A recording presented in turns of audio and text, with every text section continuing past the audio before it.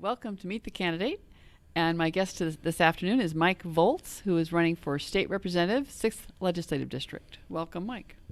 Well, thank you, Sue Lani. I think this is the third or fourth time we've gotten together to chat. You are running for re-election. I'm running for re-election. And you've provided an interview every time for all the new voters. Yes, I have. Well, so this is the same question to start with. Tell us about where you grew up and first went to school. So I grew up, I was born in Walla Walla. I've been in Eastern Washington my whole life. I moved to Spokane in 1974 on the north side, not too far, probably a couple miles from where I live now. So lived in Eastern Washington my whole life, Spokane for most of it. I went to 1 year at North Central and then finished up high school actually in Ritzville. We lived in Ritzville for a while. And then from there, I went into the Army after a year of college. And other than being deployed in West Germany at the time and later Fort Bragg, I've been in Eastern Washington my whole life. And after I got out of the Army, I was working for a freight company and then switched over to I was trying to go finish up my college degree, switched over to security guard, which gave me a little bit more time to work on my classes, and finally graduated at the young age of 30 with my bachelor's degree, a double major in accounting and finance. A few years later, I passed the CPA exam. And then I got my master's and an MBA from Gonzaga University. So I've been through both the community colleges, Eastern Washington University and Gonzaga. And my wife of 31 years graduated from WSU in Whitworth. So we have a pretty good coverage of the local universities. I don't think you're missing one. Not yet. Well, and then my son graduated from WSU, and my middle daughter is graduating from Eastern Washington University. And then my youngest daughter's doing running start at the community college and is probably thinking about maybe a local school. So we will keep that tradition going. Hopefully we can get somebody to Gonzaga now. My middle daughter is a third generation Eastern grad now. My mom graduated from Eastern and I did. Now my middle daughter, and my son's second generation WSU, and I'm second generation Gonzaga. So we have long traditions in the local community and the local colleges. So. Cool. So I want to back up a second and ask you about what was your MOS, your job in the Army? Oh, it was 95 Bravo, which is a military police officer. Oh, I know okay. a little guy like myself, it surprises people that I was an Well, MP. You would fit the stereotype for an MP. Yes, and I think I fit it fairly well. In when I was in Germany, I was West Germany at the time, and I worked security detail, and then at Fort Bragg did a little bit more law enforcement, and then the field work there. So it's a pretty diverse MOS. It's not all driving around in a patrol car. Well, are there some things you observed in West Germany, perhaps of East Germany, that have informed your views of the world? Yeah, it was enlightening. I couldn't, because of my job and the sensitive nature, I wasn't allowed to travel into East Germany, but in meeting people who were escaped from East Germany were some of the most ardent anti-communists around, and talking to those people was quite interesting on some of the horrors and some of the issues that they had. And escaping and trying to get their families over. So this was 85. So when I was over there, 84, 85, somewhere in there. So it was enlightening, and plus had the opportunity to actually meet some old World War II veterans that fought for Germany. That it was kind of interesting conversations. So Well, those are interesting experiences to bring back with you. they are. They are. Well, what are some other things that are passionate about life? You've plunged through and got through the education, and but is there some hobby or some other interest that draws you? I unfortunately don't have time for hobbies anymore. I used to be an avid reader, and now my reading is bill briefs and bills and RCWs and WACs, and so Not nearly as interesting. not nearly as fun as I loved the old science fiction, fantasy type books, and kind of grew up on Ray Bradbury back in the day. Was kind of my first author that I really read thoroughly. So. That's a hobby. I like, hunting, fishing, a little bit of hunting, a little bit of fishing, a little bit of camping. Not had a ton of time to do that either. It's been pretty busy 4 years. So Yes, it has. It has. You kind of went through a whole lot of stuff I have questions on, so now you're making it hard for me. I have to come up with another question. well, it's the first time it's Stump Sue Lani Day. Yeah, it is. It is. So what's the favorite place you've traveled in Eastern Washington? Oh, the favorite place I've traveled. There's so many great places around Eastern Washington.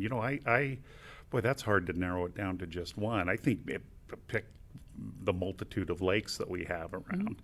And then what's the reserve out by Cheney? Turnbull. Turnbull, which I always enjoy, and it's been a few years since I've been through there. But that's kind of a cool place just to go hang out. Mount Spokane's neat. Every once in a while, we'll drive up there and go poke around up on top of Mount Spokane. So I couldn't pick my favorite place if you paid me $1 million. There's so many places that I enjoy going to. So. Okay.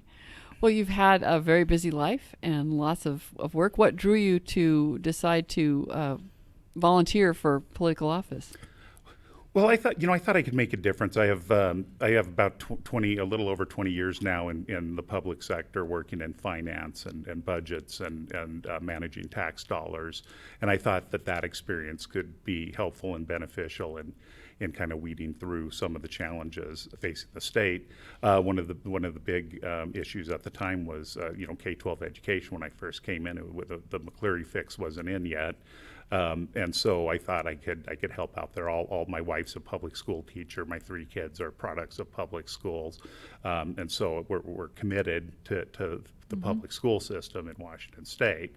And so that kind of drew me in. And I did serve on the Ed Committee now for all 4 years, and been on appropriations too, which is kind of the budget committee, which had a lot of intersection with the wranglings on school spending and other state spending. So I think that was, I just felt I had the background and the experience and the desire to go do it. And I was at a place in my life that the 2 older kids were kind of out of the house or old enough, and so I checked in with my youngest daughter and my wife and see if they would support me, and they did, and asked them again a couple years ago, and they still said, yeah, go for it, and asked them again this year, and they said, yeah, go for it, and so the day they say no is the day I say no if it becomes too much on them. So they've been very supportive, and can't really do it without their support. So I think every candidate appreciates good support from their family. Yes, it makes life easier.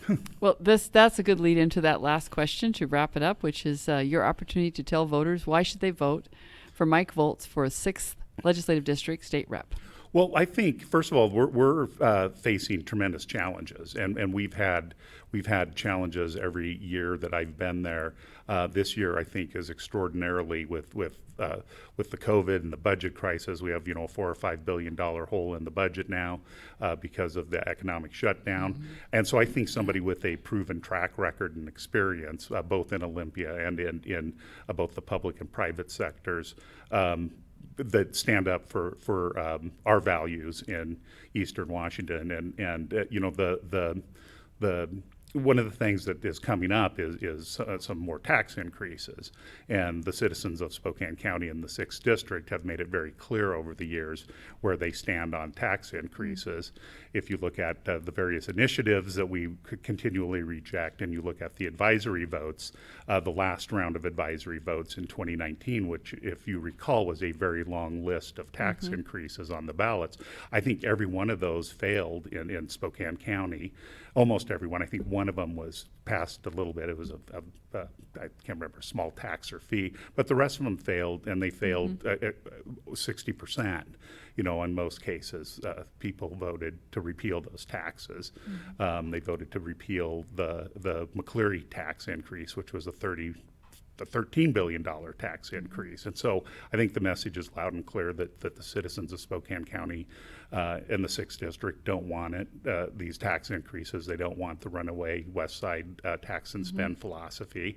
I'm hearing that more and more. There's a lot of frustration on that, and especially with the economic crunch on our businesses that they can't pay more, you know, and so I think we need somebody over there, and I think I have the skills, the background, certainly the education and the professional experience to work through these complex budget and taxation issues and be a strong advocate and voice for Eastern Washington and Spokane and the 6th District.